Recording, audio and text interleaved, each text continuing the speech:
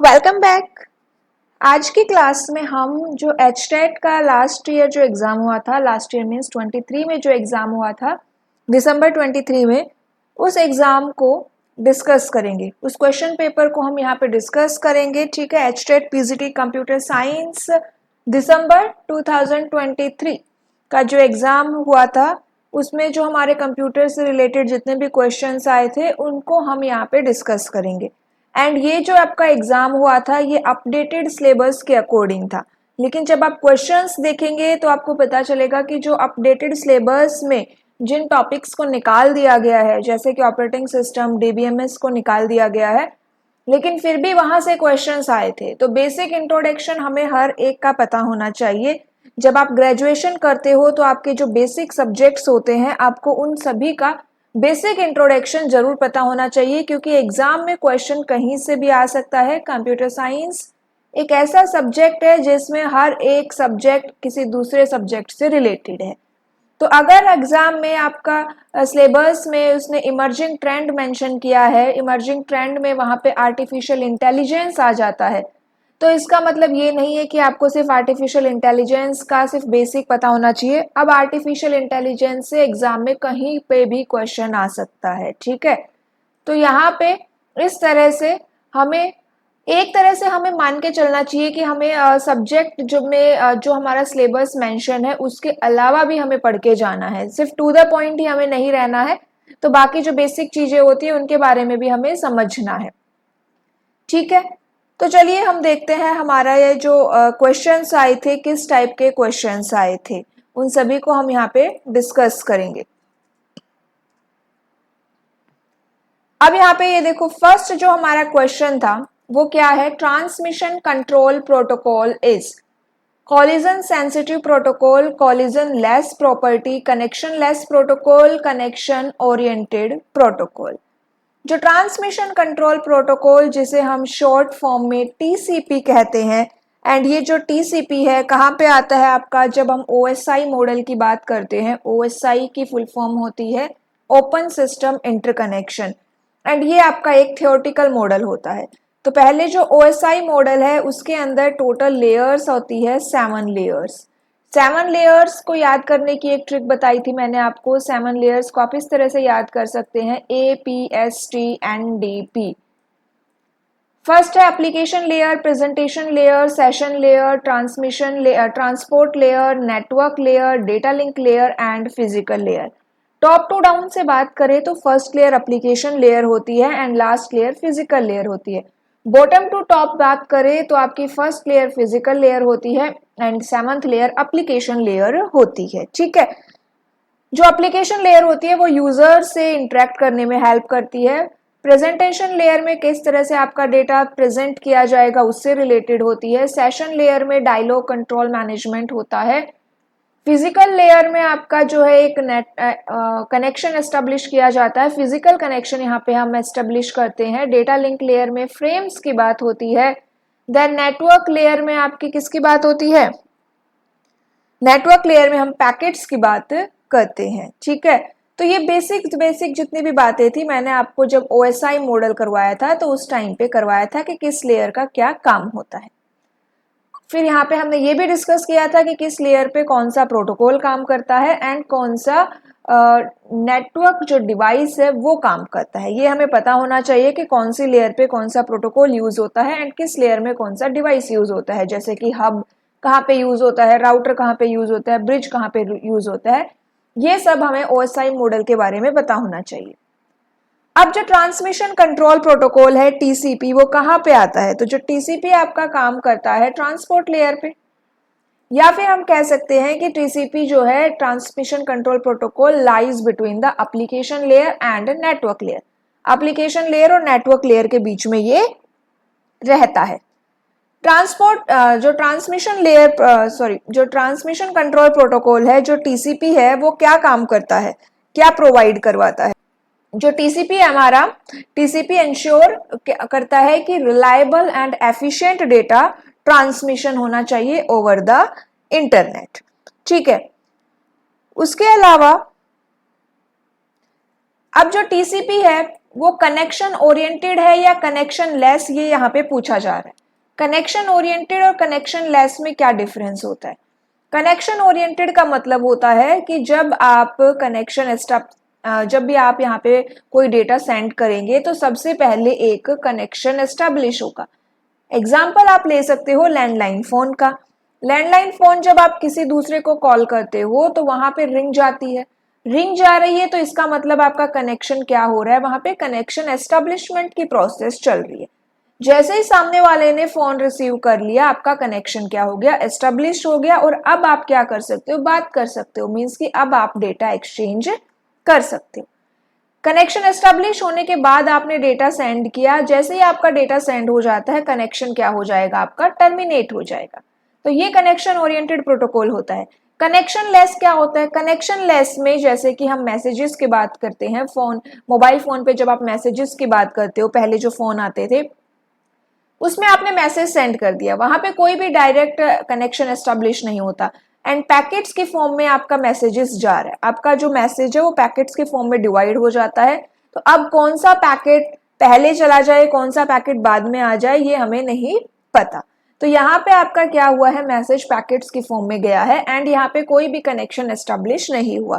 पहले क्या होता था, जब नेटवर्क इंटरनेट जो है आया था एंड इतना ही वो फास्ट नहीं हुआ था, तो उस टाइम पे क्या होते थे, कई बार मैसेजेस क्या होते थे कि पहले हमें मैसेज का एक पार्ट मिला, फिर दोबारा मैसेज आया, फिर हमें दूसरा पार्ट मिला, इस तरह से हमारा मैसेज हमें क्या मिलते थे, पार्ट्स में मिलता था। तो मीन्स कि वहां पे जो पैकेट पहले रीच करता था वो पहले हमें मिल जाता था। तो कई बार तो ऐसा भी होता था कि पैकेट क्या होता है, कंजेशन की वजह से हमें नहीं मिल पाया, हाफ ही मैसेज हमें मिला। तो connection oriented and connection less में आपको डिफरेंस पता चला होगा। अब टीसीपी किस टाइप का प्रोटोकॉल है? देखो टीसीपी मैंने आपको बताया कि भाई रिलायबल डेटा ट्रांसमिशन की हमें एंश्योरिटी देता है। तो रिलायबल डेटा ट्रांसमिशन की एंश्योरिटी कब मिलेगी? जब उसमें एक कनेक्शन एस्टेब्लिश होगा, देन वो डेटा सेंड करेगा, एक्नॉलेजमेंट भी यहाँ पे होती है, एंड देन हमें कनेक्शन टर्मिनेट कर देंगे। तो ट्रांसमिशन कंट्रोल प्रोटोकॉल आपका कनेक्शन ओरिएंटेड प्रोटोकॉल है। अब कनेक्शन लेस कौन है? कनेक्शन लेस हमारा यूडीपी है, यूजर डेटाग्राम प्रोटोकॉल, ये आपका कनेक्शन लेस प्रोटोकॉल है। ठीक है, इतना हमें समझ में आ गया टीसीपी के बारे में जो हमने बातें की। एंड टीसीपी के साथ एक और प्रोटोकॉल चलता है, वो है हमारा आईपी। आईपी कौन सा? Internet protocol. अब कनेक्शन ओरिएंटेड के बारे में ध्यान रखना कि यहाँ पे एक्नॉलेजमेंट भी आएगी, जहां पे भी रिलायबल कनेक्शन की बात होती है वहां पे एक्नॉलेजमेंट होती है। अगर मैसेज सेंड नहीं हुआ है तो वो आपको मैसेज दोबारा सेंड करना पड़ेगा, क्योंकि वो एक्नॉलेजमेंट आएगी कि भी मैसेज सेंड नहीं हुआ। ठीक है, तो ये था हमारा first question, transmission control protocol is a connection oriented protocol. Next question देखिए, the select operation is used to choose a subset of tuples from a relation that satisfies a check condition, selection condition, insertion condition या update condition। अब SQL की यहाँ पे बात हो रही है। एसक्यूएल के लिए मैंने आपको 1 क्लास ही प्रोवाइड करवाई है, अगर आप उसे एक क्लास को भी कर लेंगे तो एचटेट के एग्जाम में एसक्यूएल से जितने भी क्वेश्चंस आते हैं आप उनको कर सकते हैं इजीली। तो यहाँ पे क्या है कि जो सिलेक्ट ऑपरेशन होता है, सिलेक्ट ऑपरेशन हम यूज करते हैं ना कि select, star, then from, table name, where, इस तरह से हम कंडीशंस देते हैं। तो यहाँ पे select operation is use to choose a subset of tuples, कुछ आपको टपल्स शो करेगा रिलेशन से, दैट सेटिस्फाइज अ, क्या सेटिस्फाई करेगा? अब सिलेक्ट कमांड यूज हो रही है तो मीन्स कि जो आपने सिलेक्शन के लिए जो कंडीशन दी है, अगर वो कंडीशन सेटिस्फाई होती है तो आपको वो टपल्स शो होते हैं। तो यहाँ पे ऑप्शन 2 हमारा आंसर हो जाएगा, selection condition. To get information from users you use, ये काफी इंपॉर्टेंट क्वेश्चन है, माइक्रोसॉफ्ट एक्सेस का ये क्वेश्चन रहेगा। To get information from users you use table, queries, forms या डेटा। तो यहाँ पे हम फॉर्म्स का यूज करते हैं। नेक्स्ट क्वेश्चन देखिए, if a class contains at least one pure virtual function it is called as class, compiled, abstract, interpreted, interface. ये आपका C++ का क्वेश्चन है। C++ की भी एक ही जो क्लास है उसमें मैंने आपको सारे इंपॉर्टेंट टॉपिक्स करवाए हैं, तो आप उस क्लास को देख सकते हैं। ये क्वेश्चन भी मैंने वहां पे करवाया था। तो यहाँ पे देखिए, if a class contains at least one pure virtual function, अगर क्लास में कोई भी एक क्लास है जिसके अंदर प्योर वर्चुअल फंक्शन है, क्या है आपका प्योर वर्चुअल फंक्शन, तब वो क्लास क्या कहलाएगी? तो वो क्लास कहलाती है आपकी एब्स्ट्रैक्ट क्लास। ठीक है, वन, अगर कोई एटलीस्ट वन, एटलीस्ट मीन्स कि अगर एक भी प्योर वर्चुअल फंक्शन आ गया तो वो क्लास क्या बन जाएगी? एब्स्ट्रैक्ट क्लास बन जाएगी। अब ये जो प्योर वर्चुअल फंक्शन है इसे आप एब्स्ट्रैक्ट फंक्शन भी कह सकते हैं। अब यहाँ पे देखो कि प्योर वर्चुअल फंक्शन क्या होता है। तो प्योर वर्चुअल फंक्शन वो होता है जिसके अंदर आप कोई भी स्टेटमेंट मेंशन नहीं करते, सिर्फ आपको क्या करना है, ये एम्प्टी रखना है। या फिर हम कह सकते हैं कि a virtual function for which we do not have any implementation, जिसका कोई इम्प्लीमेंटेशन नहीं होता, वो फंक्शन आपका प्योर वर्चुअल फंक्शन कहलाता है। अब इम्प्लीमेंटेशन नहीं है, इसका मतलब कि जब आप इस फंक्शन को यहाँ पे डिफाइन करेंगे, देन कर्ली ब्रैकेट स्टार्ट करेंगे, तो यहाँ पे कुछ भी नहीं मेंशन करना है, एम्प्टी रखना है। इसका मतलब आपने कोई भी स्टेटमेंट यहाँ पे नहीं दी, हमने केवल इस फंक्शन को डिक्लेयर किया है। क्या किया है? हमने डिक्लेयर किया है, इसमें कोई भी डेफिनेशन हमने प्रोवाइड नहीं करवाई, तो वही आपका प्योर वर्चुअल फंक्शन हो जाता है। ठीक है, इतना समझ में आया?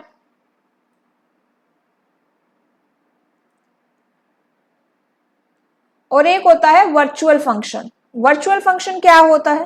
तो वर्चुअल फंक्शन भी आप देखो बेस क्लास में ही डिफाइन करते हो, एंड बेस क्लास में आप उसे डिफाइन करते हो, देन ड्राइव क्लास में आप उसे रीडिफाइन करते हो। वो फंक्शन आपका क्या कहलाता है? वर्चुअल फंक्शन कहलाता है। वर्चुअल फंक्शन के लिए हम कीवर्ड यूज करते हैं वर्चुअल, वर्चुअल कीवर्ड से हम वर्चुअल फंक्शन डिफाइन करते हैं। चलिए नेक्स्ट क्वेश्चन देखिए, यहाँ पे आंसर क्या है हमारा? एब्स्ट्रैक्ट आंसर रहेगा। This command is used to modify attribute values of one or more selected tuples. ये भी important question है, यहाँ पे confusion रहता है, drop, alter, update या modify। कौन सी कमांड यूज होती है to modify attribute values of one और मोर सिलेक्टेड टपल्स? सिलेक्ट, जो टपल्स आपने सिलेक्ट कर लिए हैं, सिलेक्टेड टपल्स की वैल्यूज आपको मॉडिफाई करना है, तो ये हम यूज करते हैं अपडेट। अपडेट यहाँ पे कमांड हम यूज करेंगे, एंड अपडेट जब आप यूज करते हो तो उसके साथ सेट भी आता है। Which phase answers the questions of who will use the system, what the system will do, and where and when it will be used. Analysis, design, implementation, planning, software engineering का question है, phases से ये question है, SDLC phases से। जो हमारा answer हो जाएगा वो है आपका एनालिसिस फेज, क्योंकि एनालिसिस फेज में ही आप क्या करते हो? एनालाइज करते हो, आपको इन सब क्वेश्चंस का वहां पे आंसर मिलेगा। डिजाइन में क्या होता है? हम ब्लूप्रिंट रेडी करते हैं, प्लानिंग में आप प्लान करते हो, अपना प्लान रेडी करते हो, एंड इम्प्लीमेंटेशन में हम कोडिंग करते हैं। तो यहाँ पे आंसर हमारा क्या होगा? एनालिसिस फेज हो जाएगा। एंड एसडीएलसी की फुल फॉर्म क्या होती है? Software development life cycle. ठीक है, फेजेस हमने डिस्कस किए हुए हैं, वहां आप देख सकते हो एसडीएलसी फेजेस की आपको क्लास मिल जाएगी, तो वहां से एसडीएलसी फेजेस के को कवर कर सकते हो। नेक्स्ट क्वेश्चन देखिए हमारा, degree of relationship type is the number of participating keys type, entity types, condition types, attribute types. अब यहाँ पे देखो कि डिग्री ऑफ रिलेशनशिप कैसे फाइंड आउट करोगे। तो रिलेशनशिप की डिग्री कैसे फाइंड आउट की जाती है, इसके लिए आपको ये चेक करना पड़ेगा कि आपके रिलेशन में कितनी एंटिटीज ने पार्टिसिपेट किया है। तो यहाँ पे कैसे फाइंड आउट करेंगे? क्या चेक करेंगे? Number of participating entity types, कितनी एंटिटी ने पार्टिसिपेट किया है हमारे रिलेशन में, उसी से हम उसकी रिलेशनशिप की जो डिग्री है वो हम फाइंड आउट कर सकते हैं। एंड डिग्री ऑफ रिलेशनशिप आपकी कितनी हो सकती है? डिग्री ऑफ रिलेशनशिप आपकी यूनेरी हो सकती है। ठीक है, सेकंड टाइप है डिग्री ऑफ रिलेशनशिप का बाइनरी, देन टर्नरी, एंड एक है आपकी एन एरे। तो ये चार टाइप के रिलेशनशिप है, unary relationship, binary degree, ternary degree of relationship and n-ary relationship. Unary relationship का मतलब क्या है कि एक ही एंटिटी ने पार्टिसिपेट किया है। बाइनरी रिलेशनशिप का मतलब है कि यहाँ पे आपकी दो एंटिटीज ने पार्टिसिपेट किया है। टर्नरी का मतलब कितना है, 3 एंटिटीज ने पार्टिसिपेट किया है। एन एरे का मतलब है कि एन एंटिटीज ने यहाँ पे पार्टिसिपेट किया है। तो हम क्या चेक करेंगे, एंटिटीज यहाँ पे चेक करेंगे कि कितनी एंटिटीज ने पार्टिसिपेट किया है, उसी से हम उसके डिग्री फाइंड आउट कर सकते हैं। तो ऑप्शन सेकंड हमारा आंसर रहेगा। नेक्स्ट क्वेश्चन देखो, fast and small memory between CPU and main memory whose access time is closer to the processing speed of CPU is erasable read only memory, random access memory, read only memory या cache memory. ये तो काफी easy सा question है। यहाँ पे सबसे fastest speed किसकी है, कैश मेमोरी की होती है। एंड कैश मेमोरी कहाँ होती है आपकी, सीपीयू और मेन मेमोरी के बीच में हम क्या रखते हैं, कैश मेमोरी को रखते हैं। नेक्स्ट क्वेश्चन देखिए, find the octal equivalent of 952। Number system है, नंबर सिस्टम काफी अच्छे से मैंने करवाया है, आपको 2-3 क्लासेस भी मिल जाएंगी जिनमें नंबर सिस्टम करवाया गया है, एग्जाम्पल्स भी मिल जाएंगे, तो आप उनको देख सकते हैं अगर आपको कोई भी डाउट है तो। अब यहाँ पे इसका बेस कितना है 10, और किस में कन्वर्ट करना है, हमें ऑक्टल में कन्वर्ट करना है। तो कैसे कन्वर्ट करोगे आप, तो यहाँ पे देखो डेसिमल से ऑक्टल में कैसे कन्वर्ट किया जाता है, आपको इस तरह से लिखना है। डेसिमल से अगर आपको किसी भी नंबर में कन्वर्ट करना है तो यहाँ पे आपको उसका बेस लिखना है, ठीक है। अगर बाइनरी है तो 2 हो जाएगा, अगर 4 बेस है तो 4 हो जाएगा, 8 है तो 8, और आपका 16 है तो 16 यहाँ पे, तो यहाँ पे कोई भी बेस दे सकता है, वो बेस यहाँ पे लिखना है। देन आपको डिवाइड करना है। यहाँ पे देखिए आंसर क्या आएगा, पहले 1 पे गया, देन रिमाइंडर हमारा 1 आया, उसके बाद कितना आ जाएगा, 1 आएगा, देन कितना रिमाइंडर बचा हमारा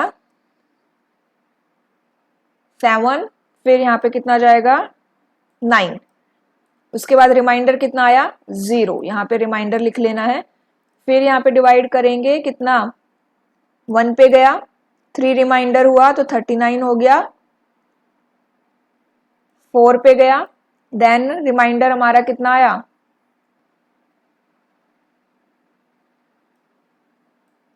7,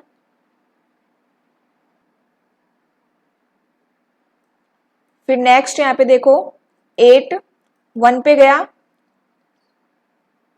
रिमाइंडर आया 6, फिर उसके बाद हमारा 8, 0 एंड ये आ जाएगा 1 यहाँ पे। अब नीचे से ऊपर देखेंगे हम यहाँ पे तो कितना आ जाएगा 1, 6, 7, 0। आंसर क्या हो गया, ऑप्शन 1, 1, 6, 7, 0। इस तरह से हम इनको फाइंड आउट कर सकते हैं। नेक्स्ट क्वेश्चन देखो, नेक्स्ट क्वेश्चन क्या है हमारा, tuples in Python are mutable, immutable, modifiable या कन्वर्टिबल। तो जब मैं आपको पाइथन करवा रही थी तो वहां पे मैंने आपको बताया था डेटा टाइप्स की, जो आपकी क्लास थी पाइथन डेटा टाइप्स की, उसके अंदर कि कौन सा डेटा टाइप आपका म्यूटेबल है, कौन सा इम्यूटेबल है, ये सब हमने वहां पे डिस्कस किया था।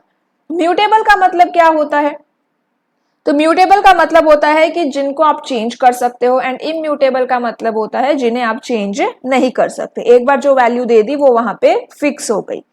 म्यूटेबल कौन कौन से डेटा टाइप्स है, तो लिस्ट, कौन कौन से, लिस्ट, डिक्शनरी एंड सेट, ये 3 आपके म्यूटेबल डेटा टाइप है, इनकी वैल्यू को चेंज किया जा सकता है। एंड टपल और स्ट्रिंग, ये 2 आपके इम्यूटेबल डेटा टाइप है, इनको आप चेंज नहीं कर सकते, ठीक है। तो ऑप्शन हमारा क्या हो जाएगा, टपल कौन सा है, इम्यूटेबल है, तो ऑप्शन सेकंड आंसर रहेगा।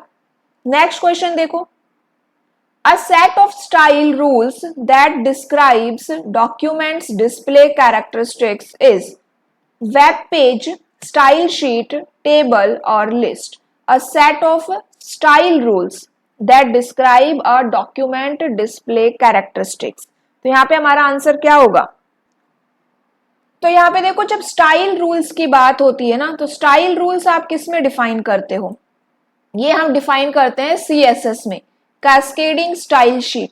कैस्केडिंग स्टाइल शीट में ही हम क्या करते हैं, स्टाइल रूल्स को डिफाइन करते हैं, या हम कहते हैं कि a set of style rules. ये जो डेफिनेशन है ना, ये कैस्केडिंग स्टाइल शीट की डेफिनेशन है, तो ऑप्शन 2 हमारा आंसर हो जाएगा। नेक्स्ट यहाँ पे क्वेश्चन देखो, find the decimal equivalent of octal. अब यहाँ पे आपको क्या करना है, ऑक्टल दिया हुआ है एंड आपको उसका डेसिमल फाइंड आउट करना है। तो कैसे फाइंड आउट करेंगे? अब यहाँ पे क्या दिया हुआ है, 127.54। अब पहले पॉइंट से पहले का अलग फाइंड आउट करेंगे, देन पॉइंट से आगे का हम अलग फाइंड आउट करेंगे। कोई भी बेस यहाँ पे गिवन है, आपको ऐसा ही करना है, पॉइंट से पहले का अलग करना है, पॉइंट से राइट साइड का हम अलग फाइंड आउट करेंगे। कैसे सॉल्व करोगे? देखो, बेस कितना है, 8, तो यहाँ पे हम क्या लिखेंगे, 8 की पावर 0, देन 8 की पावर 1। अगर ये बाइनरी यहाँ पे होता तो हम यहाँ पे 2 लिखते, ऑक्टल है तो 8 लिखा है, 16 होता तो यहाँ पे 16 लिखते। और ये जो कन्वर्जन टेक्निक है ये किस में कन्वर्ट कर देगी, ये डेसिमल में कन्वर्ट कर देगी। फिर यहाँ पे है 8 2, ठीक है। अब यहाँ पे देखो मल्टीप्लाई करेंगे, ये मैंने आपको नंबर सिस्टम में अच्छे से करवाया हुआ है, 8 की पावर 2 इंटू 1, देन 8 की पावर 1 इंटू में 2 प्लस 8 की पावर 0 इंटू में 7, ये कितना आ जाएगा 64, प्लस में ये कितना हो जाएगा 16, प्लस ये कितना हो जाएगा 7, टोटल कितना हो गया आपका 6 4 10 8 देन 87। अब यहाँ पे 87 कुछ आएगा, वैसे इसको सॉल्व करने की रिक्वायरमेंट नहीं है क्योंकि एक ही ऑप्शन है आपका, ऑप्शन 3। एंड इसको सॉल्व कैसे करेंगे पॉइंट का, अगर आपको पॉइंट का भी सॉल्व करना है तो यहाँ पे क्या लिखेंगे आप, 8 की पावर -1 एंड यहाँ लिखेंगे 8 की पावर -2, देन इनको 8 की पावर -1 इंटू 5 प्लस 8 की पावर -2 इंटू 4 एंड इसको सॉल्व करके निकालेंगे तो आपका इतना ही आएगा 6875। तो आंसर 3 हो गया हमारा। नेक्स्ट क्वेश्चन देखो, is the program in execution. Easy सा क्वेश्चन है, process, thread, operating system, application, software. तो process is the program in execution and process आपकी एक हैवी वेट प्रोसेस होती है एंड जो थ्रेड होती है वो आपकी लाइट वेट प्रोसेस होती है। प्रोसेस ठीक है एक प्रोग्राम होता है एंड थ्रेड क्या होती है, इस प्रोसेस को जब आप एक प्रोसेस को आपने जब सब प्रोसेस में डिवाइड कर दिया तो ये सब प्रोसेस आपकी थ्रेड कहलाती है। प्रोसेस और थ्रेड में एक और डिफरेंस भी होता है, एक डिफरेंस तो इनका heavy weight and light weight का हो गया, दूसरा डिफरेंस ये होता है कि जो प्रोसेस होती है, डिफरेंट प्रोसेस, हर एक प्रोसेस की अपनी अलग सेपरेट मेमोरी होती है। लेकिन जो थ्रेड्स होती है, जब आप एक प्रोसेस को सब प्रोसेस में डिवाइड करते हैं तो ये जो थ्रेड्स होती है ये एक कॉमन मेमोरी को शेयर करती है, ठीक है। एंड इस कॉन्सेप्ट को मल्टी थ्रेडिंग कहते हैं। चलिए next, HTML tags must be written within. यहाँ पे HTML टैग्स के लिए कौन से आप ब्रैकेट्स का यूज करेंगे, ऑप्शन 4 आंसर है, एंगुलर ब्रैकेट्स यहाँ पे हम करेंगे। HTML की क्लासेस भी अवेलेबल आप देख सकते हैं। All the calculations and decision making operations are performed in which unit? Control unit, algorithm unit, arithmetic, logical unit, memory unit। काफी इजी सा क्वेश्चन है ये कि कैलकुलेशंस का काम किसका होता है, ALU का होता है, arithmetic logical unit. Control unit coordination का काम करती है, एल्गोरिदम एंड यूनिट यहाँ पे कुछ नहीं होता, मेमोरी यूनिट से हम सेव करते हैं। is used to detect the errors in the header to avoid misdelivery। ये आपका कंप्यूटर नेटवर्क का एक क्वेश्चन रहेगा, चेक सम, फॉल्ट, एरर, पैडिंग। तो यहाँ पे एरर डिटेक्ट करने के लिए हम चेक सम का यूज करते हैं। Initially, internet was used for medicine, military intelligence, communication, education। तो इनिशियली जो इंटरनेट आया था ना वो था आपका ARPANET, फुल फॉर्म रहेगी advanced research project agency network. And ये जो ARPANET आया था ये मिलिट्री के लिए, डिफेंस में यूज होता था, तो ऑप्शन 2 हमारा आंसर होगा। The query that is used to summarize the data from various tables is called as SQL query, join query, selection query, cross tab query। तो यहाँ पे ये भी आपका MS एक्सेस का ही क्वेश्चन है। इसमें देखो क्वेश्चन पूछ रहा है कि query that is used to summarise the data. आपको डिफरेंट टेबल से क्या करना है, डेटा को समराइज करना है। यहाँ पे हम समराइज कर रहे हैं। जब आप ज्वाइन क्यूरी यूज करते हैं ना, जब हम आउटर ज्वाइन, इनर ज्वाइन करते हैं तो वो समराइज नहीं कर रहा है, वो क्या करेगा, वो आउटर ज्वाइन या इनर ज्वाइन, जो लेफ्ट आउटर जो भी आपने क्यूरी लगाई है उसके अकॉर्डिंग उन रोज को शो करता है। यहाँ पे हम समराइज कर रहे हैं तो क्रॉस टैब क्यूरी हमारा आंसर रहेगा। In database, type of field is used to insert various object mode in other Windows applications into table. SQL query, join object, OLE object, hyperlink object, hyperlink। In database type of field is used to insert various object mode. आपको क्या insert करने हैं? Object mode insert करने हैं। Object mode insert करने के लिए कौन सा डेटा टाइप यूज करेंगे आप? OLE ऑब्जेक्ट यहाँ पे यूज करेंगे। कौन सा डेटा टाइप यूज होगा हमारा? OLE डेटा टाइप हम यहाँ पे यूज करेंगे। OLE की फुल फॉर्म क्या होती है? Object linking and embedding. ठीक है, इतना समझ में आया। नेक्स्ट क्वेश्चन देखो, full form of MVC, memory virtual controller, model view controller, maximum view container, model view controller. MVC की फुल फॉर्म क्या होती है? तो जो MVC होता है, MVC की फुल फॉर्म होती है आपकी मॉडल व्यू कंट्रोलर। ऑप्शन 4 हमारा आंसर होगा। एंड मॉडल व्यू कंट्रोलर क्या होता है? तो MVC आपका एक सॉफ्टवेयर डिजाइन पैटर्न है। MVC is a software design pattern that separates an application into 3 components। ठीक है, क्या समझ में आया कि MVC हमारा एक सॉफ्टवेयर डिजाइन पैटर्न है, जो पैटर्न है जो हमारा जो एप्लीकेशन है उसको 3 कंपोनेंट में डिवाइड कर देता है। एंड ये 3 कंपोनेंट कौन कौन से हैं? फर्स्ट कंपोनेंट आपका मॉडल होता है, सेकंड कंपोनेंट व्यू है, एंड थर्ड कंपोनेंट हमारा कंट्रोलर होता है। मॉडल क्या करेगा? मॉडल हमारा स्टोर करेगा डेटा एंड लॉजिक को। व्यू क्या करता है? व्यू आपका डिस्प्ले करेगा। एंड कंट्रोलर क्या करेगा? यूजर इंटरेक्शन को हैंडल करता है। तो MVC के बारे में हमें समझ में आया। मॉडल व्यू कंट्रोलर इसकी फुल फॉर्म रहेगी। एंड ये एक सॉफ्टवेयर डिजाइन पैटर्न है जो हमारी एप्लीकेशन को 3 कंपोनेंट्स में डिवाइड कर देता है। ये 3 कंपोनेंट्स आपके होते हैं model, view and controller. Model आपका रिलेटेड है और डेटा एंड लॉजिक को स्टोर करने से। व्यू क्या करता है? आपके जो डिस्प्ले करेगा हमारा एप्लीकेशन यूजर इंटरफेस को। कंट्रोलर क्या करता है? हैंडल करता है यूजर इंटरेक्शन को। ठीक है, इतना समझ में आ गया। एंड कहाँ पे यूज होता है MVC? तो MVC हमारा वेब फ्रेमवर्क्स में यूज होता है। कहाँ यूज करते हो आप? वेब फ्रेमवर्क में यूज करते हो, जैसे कि आपका ASP.NET MVC हो गया। चलिए नेक्स्ट क्वेश्चन देखते हैं। Toll plaza simulation is an application of stack, Q, link list या ग्राफ। तो टोल प्लाजा क्या है? देखो, जब भी आप टोल पे जाते हैं तो आप क्या करते हो? आप क्यू से ही आपके एग्जिट होता है। तो मतलब वहां पे क्यू बनी हुई है, तो यहाँ पे आंसर क्या हो गया? क्यू बन गया। ठीक है, स्टैक एंड क्यू दोनों का डिफरेंस काफी इंपॉर्टेंट है। स्टैक में हम क्या यूज करते हैं? स्टैक आपकी यूज होती है डेप्थ फर्स्ट सर्च में। रिकर्शन में हम स्टैक को यूज करते हैं, लास्ट इन फर्स्ट आउट इसे कहते हैं। क्यू आपकी ब्रेथ फर्स्ट सर्च में यूज होती है। नेक्स्ट क्वेश्चन देखो, logistic regression can be binomial और मल्टीनोमियल, ऑर्डिनल नंबर्ड, यूनिमल, बाइनरी। तो ये मैंने आपको क्वेश्चन करवाई दिया है। मशीन लर्निंग का ये टॉपिक है एंड मशीन लर्निंग मैंने आपको करवाई है। तो यहाँ पे लॉजिस्टिक रिग्रेशन के 3 टाइप होते हैं, binomial, ordinal and multinomial. allows you to alter all the slides in the presentation, handout master, outline master, slide master, notes master। तो यहाँ पे कौन सा मास्टर आप यूज करते हैं? To alter all the slides, तो स्लाइड मास्टर हम यूज करते हैं। In Python elements of the list are written inside. List आप किस में करते हो? लिस्ट के लिए आप कौन सी ब्रैकेट्स का यूज करते हैं? तो स्क्वायर लार्ज ब्रैकेट का हम लिस्ट के लिए यूज करते हैं।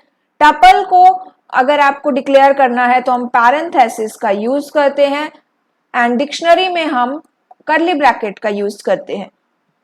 नेक्स्ट क्वेश्चन, ये आपका HTML में यूज होता है। Is a drawing object which is usually printed as the background of text on all the pages of document. Clip, art, watermark या हेडर। तो जो बैकग्राउंड में होता है उसे हम वाटरमार्क कहते हैं। कस्टमाइज भी होता है ये। हॉरिजॉन्टली, वर्टिकली आप इस वाटरमार्क को यूज कर सकते हैं। If data is organised in rows, which function is used to search a value. अगर आपका डेटा रोज में ऑर्गेनाइज्ड है तो हम H लुकअप को यूज करते हैं। एंड आपका अगर कॉलम्स में ऑर्गेनाइज्ड है तो हम V लुकअप का यूज करते हैं। Horizontal lookup and vertical lookup, ये आपका MS एक्सेल का क्वेश्चन है। Full form of ASCII is American standard code for information interchange. Option 3 answer रहेगा। ऑप्शन 3 नहीं, ऑप्शन 4 हमारा आंसर रहेगा। American standard code for information interchange 7 bit और 8 bit का ये हो सकता है। allows you to synthesize and analyze the data from list or existing table. Table, merged table, header table, pivot table. तो ये भी एमएस ऑफिस का ये क्वेश्चन है कि आप यहाँ पे किसका यूज करेंगे, क्या करना है आपको, synthesise and analyse the data. तो पाइवट टेबल हम यूज करते हैं। Our command is used to duplicate the active document under different names. File save as, file print as, view save as. Simple सा क्वेश्चन है, एक ही document को दूसरा नाम देना है तो फाइल में जाके सेव एज करेंगे। Pictorial representation of an algorithm is called as image, picture, flowchart या pseudocode। ये भी सिंपल सा क्वेश्चन है, मैंने करवाया भी है आपको। फ्लोचार्ट आपका आंसर रहेगा, पिक्चोरियल रिप्रेजेंटेशन। उसके अलावा फ्लो चार्ट के सिंबल्स भी इंपॉर्टेंट है कि कौन सा सिंबल किस लिए यूज होता है। The traffic which can adjust over wide ranges to change in delay and throughput across an internet and still meets the need of an application is called as non elastic traffic, elastic traffic, semi elastic traffic, hybrid traffic. ये question मैंने नहीं करवाया है, इसका answer रहेगा elastic traffic. चलिए next question देखते हैं। अगर आपको क्लास अच्छी लग रही हो तो क्लास को जरूर लाइक एंड शेयर करिएगा। Is one of the gateway of internet intranet, internet protocol, internet service provider, web. तो यहाँ पे क्वेश्चन है कि इंटरनेट के लिए गेटवे कौन है, तो ISP, internet service provider is one of the gateway of internet. Browser भी होता है लेकिन ब्राउजर ऑप्शन में नहीं है, तो आईएसपी रहेगा। आईएसपी जो इंटरनेट प्रोवाइड करवाता है। The study of how to make computers do things which at the moment people do better. Machine learning, artificial intelligence, cloud computing, natural language processing। तो answer artificial intelligence होगा क्योंकि machine learning इसी का type है, NLP भी इसी का ही type है। It is a variant of generate and test in which feedback from test procedure is used to help the generator decide which direction to move in search space. Hill climbing, best first search, constraint satisfaction, problem reduction। अब ये फिर से artificial intelligence का ही question है। Artificial intelligence अभी हमने start भी किया हुआ है जिसके अंदर हम एल्गोरिदम्स पढ़ रहे हैं। तो जो हमारी नेक्स्ट एल्गोरिदम है वो हिल क्लाइंबिंग एल्गोरिदम रहेगी एंड इसका आंसर भी हिल क्लाइंबिंग है, तो वहां पे हम इसको डिस्कस करेंगे। बेस्ट फर्स्ट सर्च हम ऑलरेडी कवर कर चुके हैं। कंस्ट्रेंट सेटिस्फैक्शन में पजल प्रॉब्लम आती है, वो भी हमने देख ली है। A collection of concept that can be used to describe the structure of database and provides the necessary means to achieve this abstraction. Data model, relationship model, query model या form model. तो यहाँ पे हमारा answer रहेगा data model. Data model क्या करता है, data model में हम हमारे जो डेटाबेस है उसके स्ट्रक्चर को डिस्क्राइब करते हैं। डिफरेंट टाइप्स के डेटा मॉडल होते हैं, मैंने डिस्कस भी किए हैं, जैसे कि आपका हिरार्कियल मॉडल हो गया, एंटिटी रिलेशनशिप मॉडल हो गया, नेटवर्क मॉडल है, रिलेशनल मॉडल है। तो डिफरेंट टाइप्स के मॉडल होते हैं। A field that gives each record a unique identity is called as unique key, first key, primary key, candidate key. तो यूनिक आइडेंटिटी जो देता है वो फील्ड आपका प्राइमरी की कहलाता है।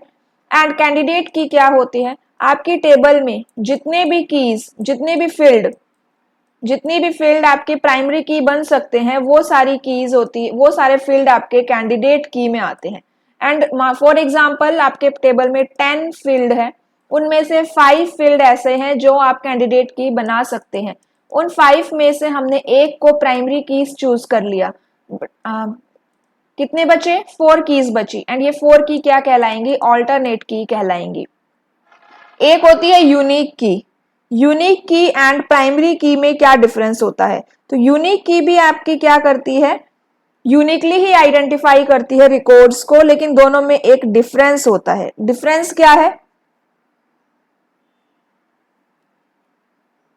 डिफरेंस ये है कि जो प्राइमरी की है उसमें आप नल वैल्यू नहीं दे सकते। प्राइमरी की में हम कभी भी नल वैल्यू प्रोवाइड नहीं करवा सकते, लेकिन जो आपकी यूनिक की है, यूनिक की में हम नल वैल्यू प्रोवाइड करवा सकते हैं। एक डिफरेंस हो गया कि हम प्राइमरी की में क्या नहीं कर सकते, नल वैल्यू नहीं दे सकते, यूनिक की में दे सकते हैं। सेकंड, एक टेबल में एक ही प्राइमरी की होती है एंड आपकी जो एक टेबल में एक से ज्यादा यूनिक की हो सकती है, तो मल्टीपल यूनिक की हो सकती है लेकिन प्राइमरी की एक ही रहेगी, ठीक है। उसके अलावा जो प्राइमरी की है वो जनरेट करती है क्लस्टर्ड इंडेक्स को, एंड यूनिक की आपकी क्लस्टर्ड इंडेक्स को जनरेट नहीं करती। नेक्स्ट क्वेश्चन देखो, project size is related with technical feasibility, economical feasibility, organisational feasibility, testing feasibility. तो ये मैंने सॉफ्टवेयर इंजीनियरिंग में करवाया है कि जो प्रोजेक्ट साइज है वो टेक्निकल फिजिबिलिटी से रिलेटेड है। उसमें मैंने आपको फिजिबिलिटी के टाइप्स करवाए थे वहां पे, तो प्रोजेक्ट साइज टेक्निकल फिजिबिलिटी से रिलेटेड है। नेक्स्ट क्वेश्चन क्या है, the phase of the system decides how the system will operate in terms of hardware, software and network infrastructure. तो यहां पे कौन सा फेज डिसाइड करेगा, डिजाइन फेज डिसाइड करता है। डिजाइन फेज क्या होता है, ब्लूप्रिंट होता है। इम्प्लीमेंटेशन क्या होता है, इसमें कोडिंग होती है। प्लानिंग में हम प्लान करते हैं, एनालिसिस में एनालाइज करते हैं, ठीक है। नेक्स्ट क्वेश्चन देखो, instruction format of machine language consist of opcode and operators, operand, variable या फंक्शन। तो ऑपकोड के साथ ऑपरेंड होता है। Amount of work that a system is, and instruction format मैंने आपको कंप्यूटर आर्किटेक्चर में करवाया है। Amount of work that a system is able to do per unit time is called as response time, turnaround time, throughput या input time। तो इसे throughput कहते हैं। ऑपरेटिंग सिस्टम का क्वेश्चन है। Chart created on worksheet is called as column chart, embedded chart, resolution chart या bar chart. तो embedded chart कहते हैं। सेट ऑफ वन और more programs which control the operations and or extend the processing capability of a computer system is system software, application software, system application, system hardware. Answer क्या हो जाएगा हमारा, system software. In Python dictionary की value pairs are separated by. तो किससे separate होते हैं dictionary में, आपके की वैल्यू पेयर कॉलन से सेपरेट होते हैं। In Python instance methods use as first default parameter primary, secondary, self या सेल्फी। तो जो इंस्टेंस मेथड है, इंस्टेंस मेथड में आप फर्स्ट डिफॉल्ट पैरामीटर क्या होता है, वो होता है आपका keyword self. Keyword self is always used as the first parameter in an instance method, ठीक है।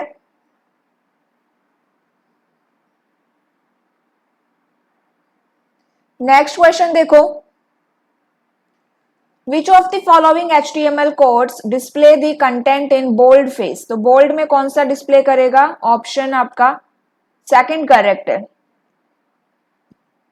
The list can be preceded by one of the several bullet style, a closed circle, open circle और square।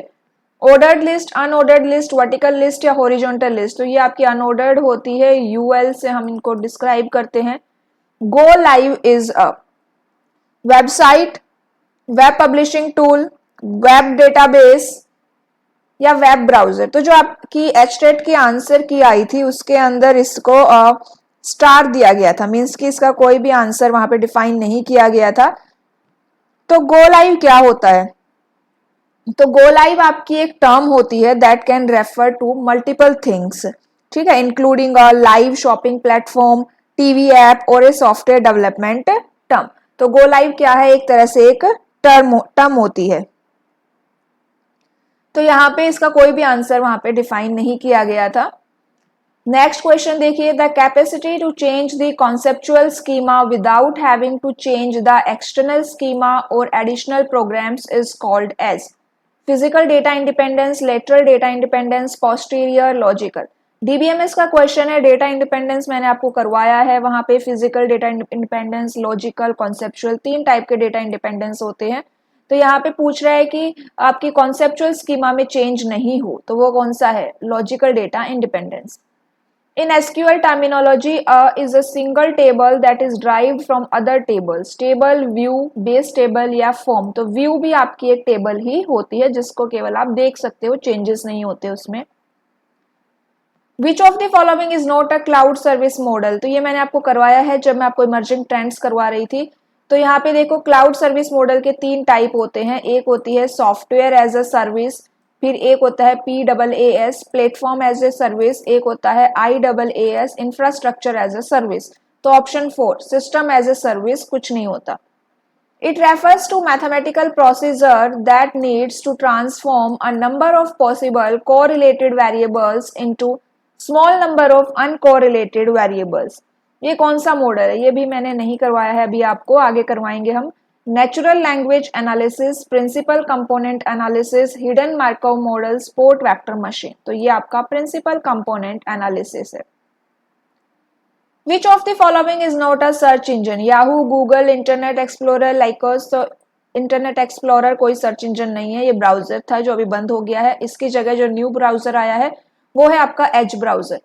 Step by step description of how to arrive at a solution to a given problem is known as algorithm, plan, ASCII code या unicode. Step by step solution algorithm होती है। This module converts the Python source file into .pyc file। तो py_source, py_run, py_interpreter, py_compile। तो ये py_compile इसका answer रहेगा। A program which is responsible to translate assembly language code into equivalent machine code। Assembly language को आपको machine code में convert करना है, कौन सा ट्रांसलेटर यूज करेंगे? 3 ट्रांसलेटर होते हैं, कंपाइलर, असेंबलर, इंटरप्रेटर। तो असेंबलर यहाँ पे यूज करेंगे, compiler and interpreter high level language को कन्वर्ट करते हैं, कंपाइलर एक बार में पूरे प्रोग्राम को कन्वर्ट करता है, interpreter line by line convert करता है।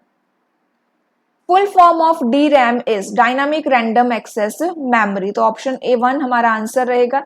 To insert image we use which tag? Picture, pic, image और image, IMG और image। तो IMG टैग हम यूज करते हैं। Option 3 an integrated set of programs that control the resources of computer system and provides its user an interface that is easy to use। Operating system, compiler, high level language, interpreter. तो OS है आपका। A small dark square in the right hand corner of the cell is called as handle, filler, filter, fill handle। तो ये क्या होता है? एक small dark square in the right hand corner of the cell, ये क्या कहलाता है?